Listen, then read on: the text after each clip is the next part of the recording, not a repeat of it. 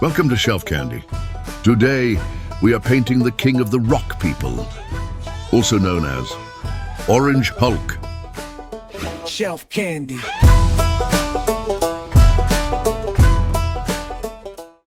Before we get started, we have a few seams to contend with. These are common with resin printing.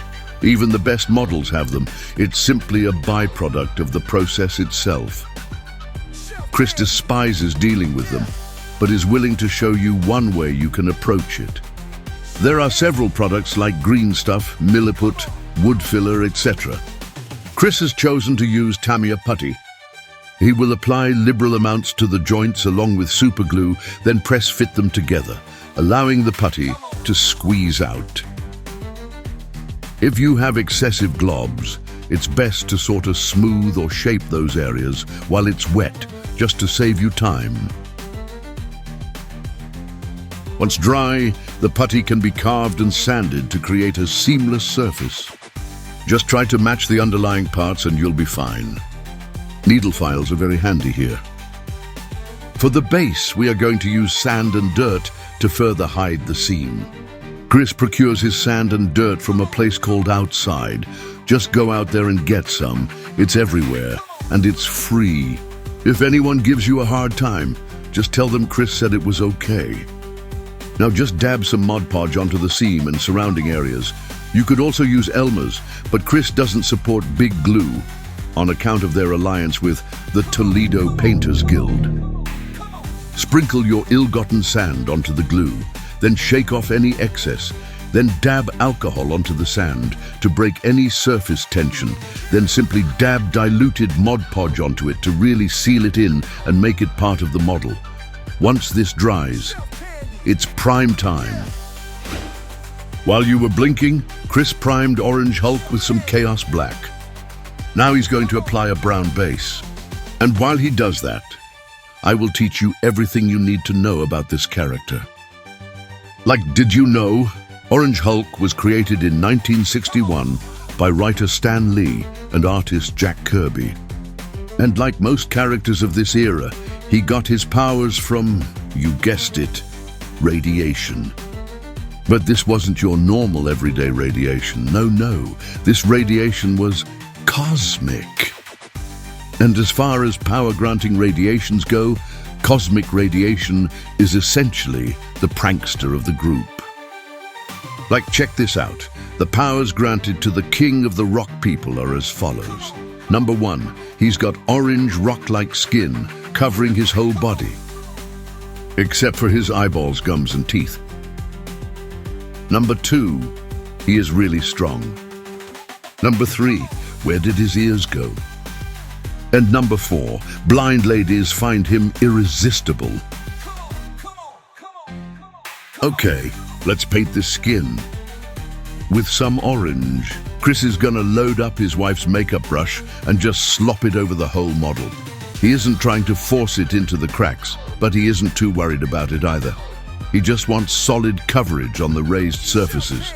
This will take a few coats because Chris used airbrush paint like a dumbass. This model is great for beginners looking to practice their dry brushing. 90% of this character can be done with just that technique. Notice the brown we previously painted is still visible in the recesses. Had we just left that black, Chris thinks there would be too much contrast. Comment below if you think he's wrong. Okay, using a lighter shade, get a little on your brush and wipe off nearly all of it. You actually do want your brush pretty dry for this step. Then, lightly hit the surfaces. If you're just starting out, don't just jump in like a maniac. Test it first on the bottom of the foot or something. The goal here is to just slowly build up paint on the highest edges. It's very rewarding when done correctly. The price of failure, however, is you just go over that spot with the previous color, let it dry and try again. Now, the brutal price of failure as decreed by the Council of Elders of the Toledo Painters Guild. Well, that's a story for a different time. If you'd like to hear more about their barbaric methodologies, just subscribe to this channel. Bing! Bing! Bong! Now let's paint the kingly trousers. Chris is going to mix a couple blues together to get somewhere close to the blue used in the new movie. That's right, there's a new movie. I think it's called Orange Hulk and the Super Pals or something. If you'd like to join Chris's noble alliance in opposition to the Toledo Painters Guild and their savage worldview, then visit his Patreon linked in the description below. Speaking of Patreon, let's go ahead and throw all of Chris's brave patrons on screen now. Let's show them the reverence they deserve. Join me now by standing and saluting these valiant heroes to this noble cause. Wow. So, just make sure to get good solid coverage with this blue. Then let's add some of this ultramarine blue to areas that would be in shadow. The underside of things like wrinkles, cheeks, and bulge. Then just feather it onto the side so you have a nice blend, and then let's set it aside to dry and start on the base. Chris has already primed and zenithaled the base. Now he's going to start adding the details, starting with this thematically bizarre pirate ship door. Maybe it's a castle door. I don't know what's going on here. Maybe the idea is this is the ruins of Orange Hulk's arch-nemesis, Adjunct Professor Doom. Chris is probably being more careful here than he needs to be, but he has paid dearly in the past for being too sloppy with Sigor Brown, so now he is just reflexively cautious when using it. Now let's hit the stone parts. Chris is going to use a handful of olive drab tones and just drip it directly onto the areas he wants it, then smear it around. And yes, this is another forbidden approach to painting that was frowned upon by the Toledo Painters Guild. Chris shall now dirtify the dirt with some Skeleton Horde contrast paint. He wants to maintain some tonal variation, so he's going to try not to get any of this on the larger stones he just painted. It's intentionally subtle. We aren't trying to make it look like topsoil next to a sidewalk. We're trying to make it look like rubble. And we're doing a damn good job.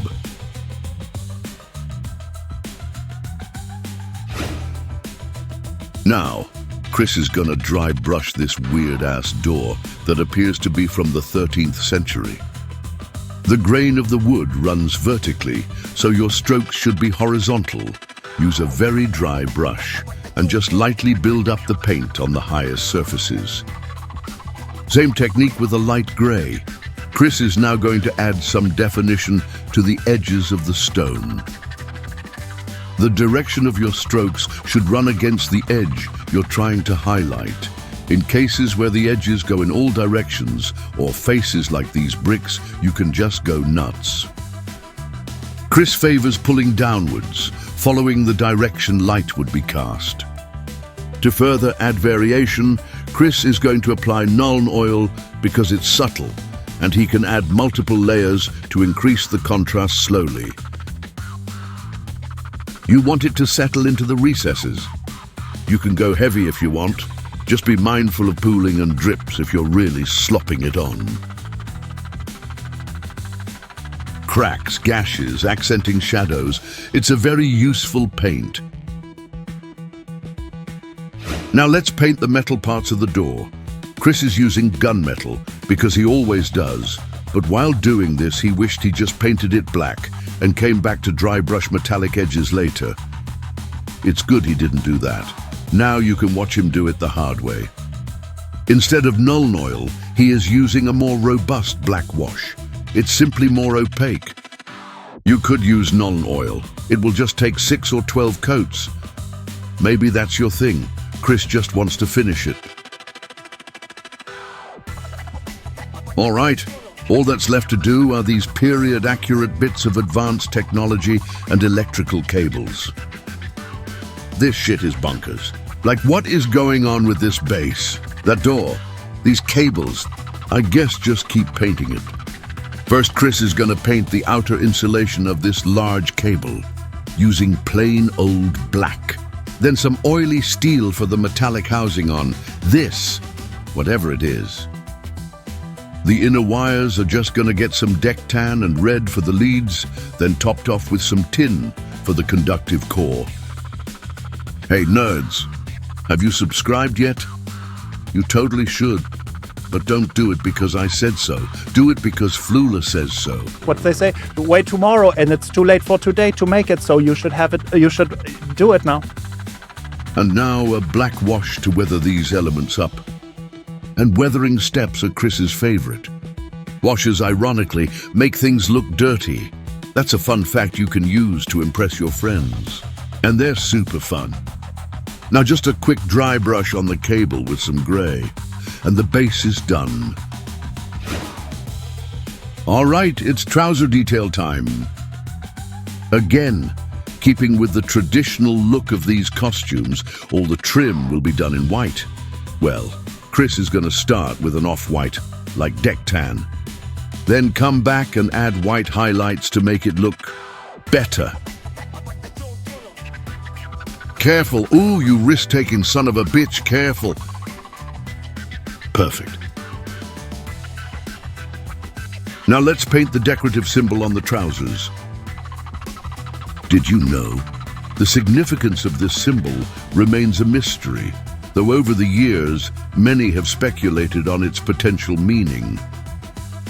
Since it's a symbol with no historical or mathematical equivalent, the most popular theory is that it has no meaning at all, and that the creators merely wanted to add something to the belt buckle to spark people theorizing.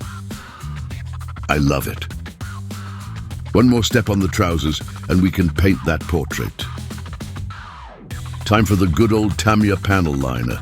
Chris loves this stuff, especially when he's painting Gundam, but boy, he hates this stupid applicator. You can see it just floods into recesses. It's enamel, and since we have painted this model with acrylics, you can use enamel thinner to brush away any sloppiness after it dries. Using deck tan again, Chris is going to paint the sclera of the eyes. If you're a beginner, the face is the part of the model that can really be challenging. A fun tip is to just print some busts. Practice on those. You won't be as discouraged if you shit the bed on those while you're learning. That out-of-focus paint was Orcish dermis. We're going to use that for the gums. Then some deck tan for the teeth. Chris recommends painting each tooth individually, unless you want it to look weird. Did you know Orange Hulk has a whole team? It's true. There's a stretchy guy. There's a girl who gets a nosebleed when she uses her powers, and Blaze Firestormer.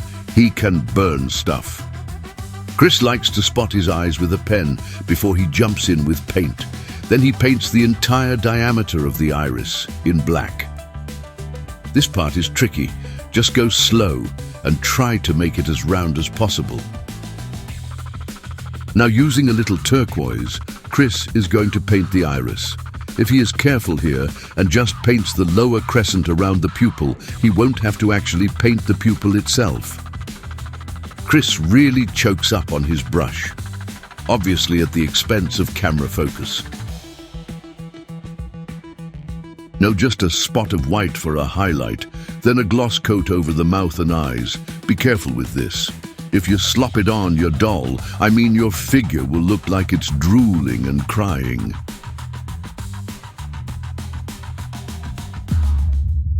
All right, guys, I think it's done. Behold! Shelf candy. This thing is done.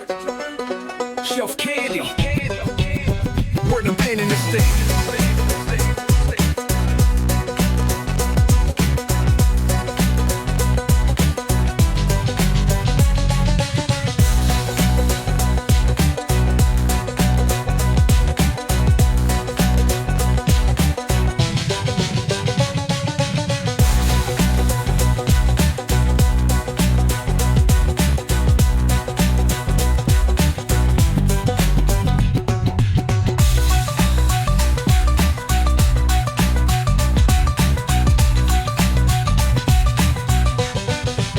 Shelf candy.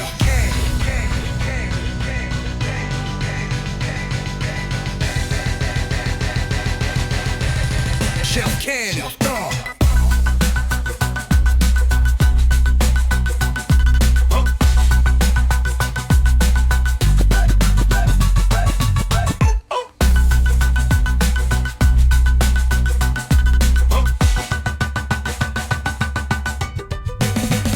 Shelf Candy.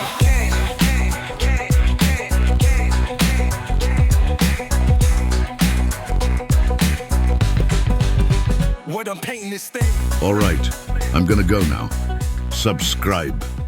Fuckers! Well, and I'll have to choose my words carefully here.